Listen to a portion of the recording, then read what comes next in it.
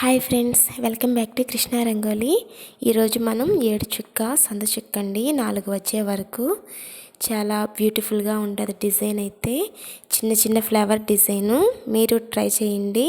మీకు కానీ నచ్చినట్లయితే లైక్ చేయండి. లైక్ చేసి సబ్స్క్రైబ్ చేయండి ఫ్రెండ్స్. సబ్స్క్రైబ్ చేస్తే నేను పెట్టిన వీడియోస్ మీకు ముందుగా వస్తాయి.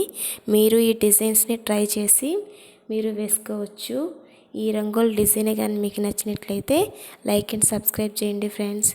వీడియో అయితే చూసేయండి. చూసేసిన తర్వాత మీకు కానీ ఈ డిజైన్ నచ్చినట్లయితే లైక్ చేయండి ఫ్రెండ్స్. అలాగే ఫస్ట్ టైం చూస్తున్న వాళ్ళు అయితే సబ్స్క్రైబ్ చేయండి. Thank you for watching friends.